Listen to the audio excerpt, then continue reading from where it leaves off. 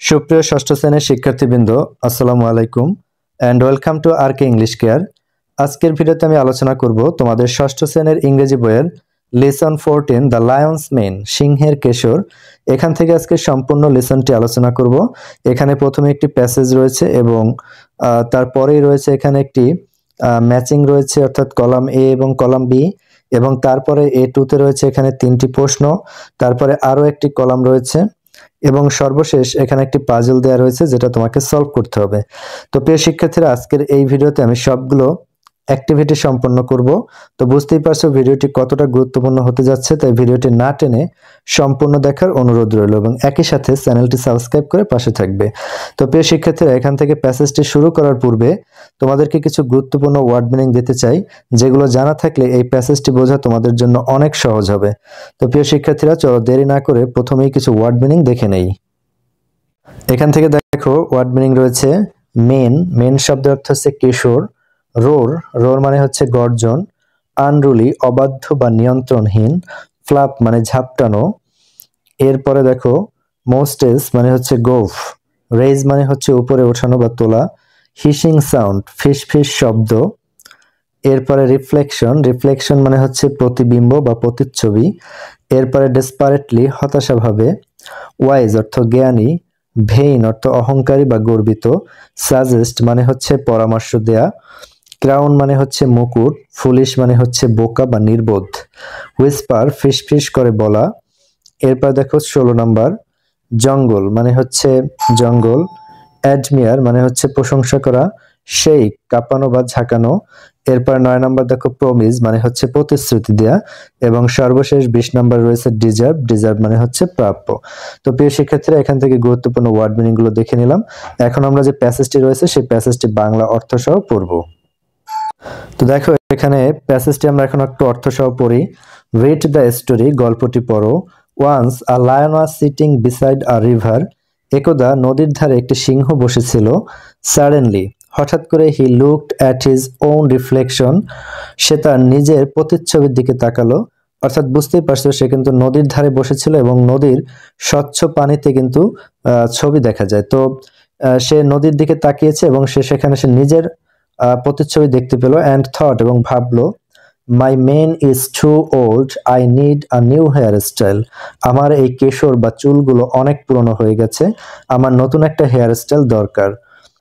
The lion then roared, তখন সিংহ গর্জন করলো, I am the king of the jungle and this unruly mane does not fit a king, তখন সে বলল, আমি হচ্ছে এই জঙ্গলের রাজা এবং এই অবাধ্য কেশরগুলো একজন রাজার জন্য মানানসই নয়। He dipped his paw into the river and tried desperately to smooth his mane, সে নদীর পানিতে তার থাবাটাকে বসিয়ে দিল এবং সে তার এলোমেলো চুলগুলোকে মসৃণ করার চেষ্টা করলো। এরপরে দেখো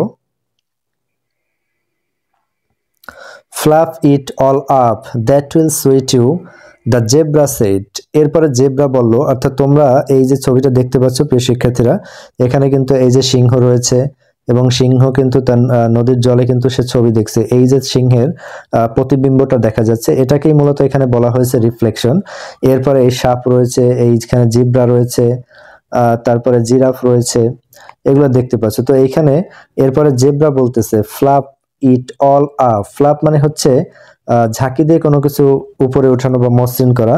that will suit to the zebra said, এরপরে জেব্রা বললো যে তুমি এগুলোকে ঝাঁকি দিয়ে উপরে উঠাও কেশরগুলা। দ্যাট উইল সুইট ইউ, এবং এটাই তোমাকে মানাবে।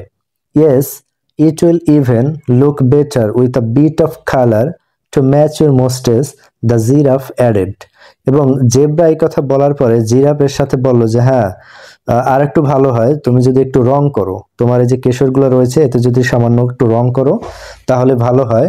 টু ম্যাচ ইউর মোস্টেস, এবং এটা কি তোমার গোফের সাথে মানাবে।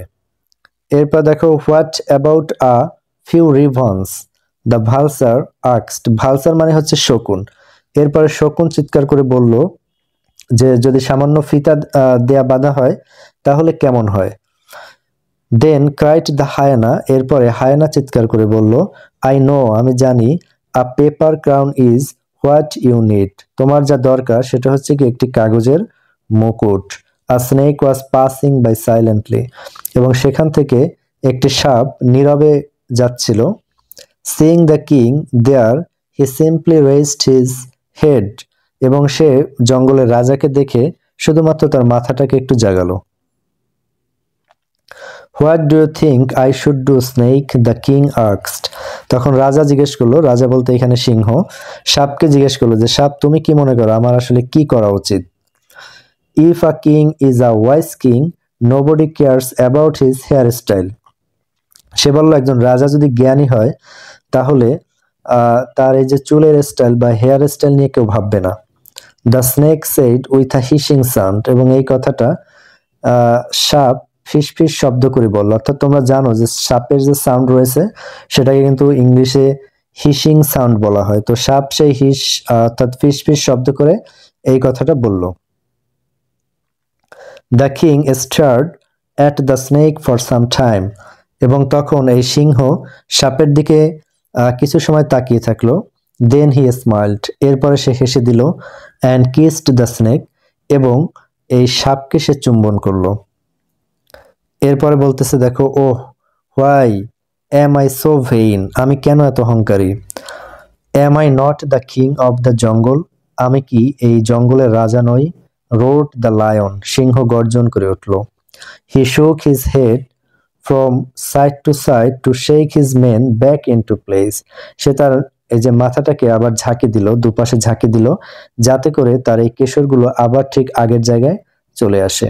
From now on I promise to be a wise king and not bother about my looks, বলছে যে আমি প্রতিজ্ঞা করলাম যে এখন থেকে আমি একজন জ্ঞানী রাজা হব এবং আমার অবয়ব বা প্রতিচ্ছবি নিয়ে আমি চিন্তিত হব না, অর্থাৎ আমাকে কেমন দেখাচ্ছে সেটা নিয়ে কি আমি আর বিরক্ত হব না। দ্য লায়ন রোড, সিংহ গর্জন করে বলল। তো প্রিয় শিক্ষার্থীরা, আমাদের প্যাসেজটি এখানেই শেষ হয়ে গেছে। অত্যন্ত সুন্দর ছোট্ট একটি গল্প ছিল, আশা করি গল্পটা তোমরা এনজয় করেছো।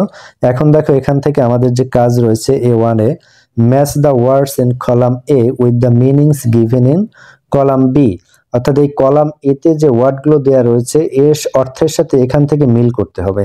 এখানে এলোমেলো দেওয়া রয়েছে, তো সেগুলো আমাকে মিল করে এই শব্দগুলোর সামনে লিখতে হবে। যেমন মেন শব্দের অর্থ কিন্তু আমরা জানি যে কেশর, এখন এর সাথে কোনটা যায় দেখো, a lion a line of hair that some people, এটা কিন্তু যায় না। তো এই মেনের সাথে এখান থেকে কোনটা যাবে দেখো, the long hair on the neck of a horse or a lion, অর্থাৎ ঘোড়া বা সিংহের ঘাড়ের উপরে যে লম্বা যে চুল থাকে সেটাকেই কিন্তু বলা হয় কেশর।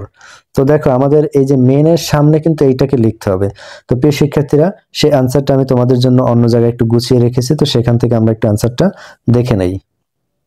তো দেখো এখানে কলাম এতে রয়েছে মেনের সাথে যাবে the long hair on the neck of a horse or a lion. এরপর দেখো 2 নম্বর রয়েছে রোরের সাথে যাবে to make a very loud deep sound, খুব জোরে উচ্চস্বরে গভীর শব্দ করা, সেটা হচ্ছে রোর মানে হচ্ছে গর্জন করা। তোমরা অবশ্যই সিংহের গর্জন হয়তোবা শুনেছো টিভিতে। এরপর দেখো আনরুলি মানে হচ্ছে difficult to control or manage, যাকে নিয়ন্ত্রণ করা যায় না, নিয়ন্ত্রণহীন, সেটা হচ্ছে আনরুলি। এরপর দেখো ফ্লাপ মানে হচ্ছে a sound like a long S. এরপর দেখো মোস্টেস মানে হচ্ছে a line of hair that some people have on their upper lip, অর্থাৎ মোস্টেস মানে হচ্ছে গোঁফ, অর্থাৎ গোঁফ থাকে কিছু মানুষের হয় যেটা তাদের উপরের ঠোঁটের উপরে থাকে। এরপর দেখো রেজ মানে হচ্ছে কোনো কিছু তোলা বা জাগানো, লিফট অর মুভ আপওয়ার্ডস। এরপরে হিসিং সাউন্ডও যাবে দেখো আ sound like a long S, অর্থাৎ লং এস বলতে কি বোঝায়, এস কে যদি আমরা দীর্ঘক্ষণ উচ্চারণ করি যেমন এস, এই যে হিস একটা শব্দ হচ্ছে, এইটা কি বলা হয় হিসিং সাউন্ড, অর্থাৎ এসটাকে দীর্ঘ সময় ধরে উচ্চারণ করতে থাকলে এই যে সাউন্ডটা আসে সেটা কি বলা হয় হিসিং সাউন্ড। তো প্রিয় শিক্ষার্থীরা, কলাম এ এবং কলাম বি এর আনসারটা আমরা দেখে নিলাম। এখন আমরা পরবর্তী প্রশ্নে চলে যাই। তো দেখো এখানে পরবর্তীতে A2 তিনটি প্রশ্ন রয়েছে। Answer the following questions. Why did the lion want to change his hairstyle, সিংহ কেন তার হেয়ার স্টাইল পরিবর্তন করতে চেয়েছিল। What was the giraffe suggestion, জিরাফের পরামর্শ কি ছিল। Do you agree with the snake's comment, তুমি কি সাপের মন্তব্যের সাথে একমত। Why why not. তুমি যদি একমত হয়ে থাকো তাহলে কেন, আর যদি একমত না হয়ে থাকো তাহলে কেন নয়, হোয়াই নট। তো প্রিয় শিক্ষার্থীরা, প্রশ্নের আনসারটা আমরা একটু পরেই দেখে নেব। এরপর দেখো A3 এখানে বলেছে every animal has something that makes it different from others. প্রত্যেকটা প্রাণীরই কিছু না কিছু রয়েছে যা তাকে অন্যদের থেকে আলাদা করেছে। Now match the words in column A with the words in column B to know the different marks of some animals, one is done for you. বলছে প্রত্যেকটা প্রাণীরই কিন্তু নিজস্ব কিছু বৈশিষ্ট্য রয়েছে যা তাকে অন্যদের থেকে আলাদা করেছে। এখন এখানে কিছু শব্দ দেওয়া রয়েছে, এর সাথে এই কলামে যে বৈশিষ্ট্য দেওয়া রয়েছে সেটাকে মিল করতে হবে। যেমন দেখো একটা করে দিয়েছে ফিশ, ফিশ মানে হচ্ছে মাছ, আর একে বলা হয় স্কেল, স্কেল মানে হচ্ছে মাছের কিন্তু আঁশ রয়েছে তো আমরা জানি, তো সেটাকে কিন্তু এখানে স্কেল বলা হয়। এরপর দেখো লায়ন, তাহলে লায়নের সাথে কি যাবে, লায়নের কি রয়েছে আমরা জানি, এই প্যাসেজেই আমরা পড়েছি লায়নের কিন্তু রয়েছে মেন অর্থাৎ কেশর রয়েছে, তো লায়নের সামনে আমাদেরকে লিখতে হবে মেন। তো প্রিয় শিক্ষার্থীরা, এইখানের এই যে পূর্ণাঙ্গ অ্যান্সারটা সেটা আমি তোমাদের জন্য গুছিয়ে রেখেছি, সেটা আমরা একটু দেখব।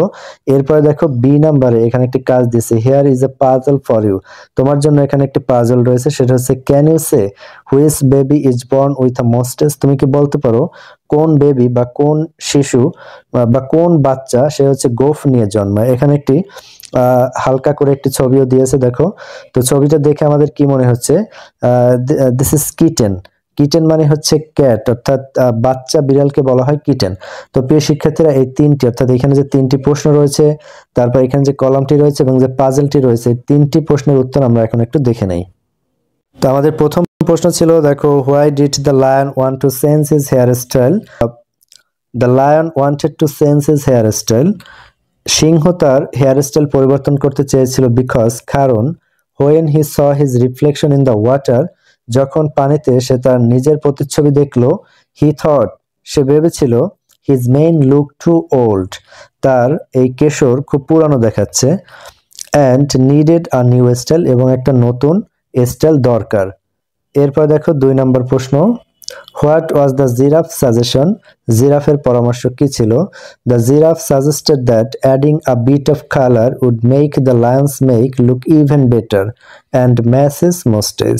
তো জিরাফ বলছিল কি যে তুমি এই যে কেশরগুলো রয়েছে তাতে সামান্য যদি রং করো তাহলে সেটা তোমাকে ভালো মানাবে এবং তোমার গোফের সাথেও মিলে যাবে। এরপর দেখো, do you agree with the snake's comment, why or why not. তুমি কি সাপের মন্তব্যের সাথে একমত, কেন অথবা কেন নয়। তো আমাদের আনসার হচ্ছে yes, I agree with the snake's comment. আমি সাপের মন্তব্যের সাথে একমত। Wise king is not defined by his appearance but by his wisdom and action. অর্থাৎ একজন ভালো রাজাকে কখনোই তার অর্থাৎ একজন রাজাকে কখনোই তার বাহ্যিক চেহারা দিয়ে বিচার করা হয় না, বরং তার জ্ঞান এবং কর্মের দ্বারাই বিচার করা হয়। তো প্রিয় শিক্ষার্থীরা, আমরা প্রশ্নের আনসারগুলো দেখে নিলাম। তো এরপরে আমাদের এখানে আরো একটি কলাম রয়েছে, তো দেখো এখানে লায়ন, লায়নের সাথে যাবে মেন, অর্থাৎ লায়নের বৈশিষ্ট্য হচ্ছে তার কিন্তু কেশর থাকে। এলিফ্যান্ট, এলিফ্যান্টের সাথে যাবে ট্রাঙ্ক, ট্রাঙ্ক শব্দের অর্থ হচ্ছে সুর।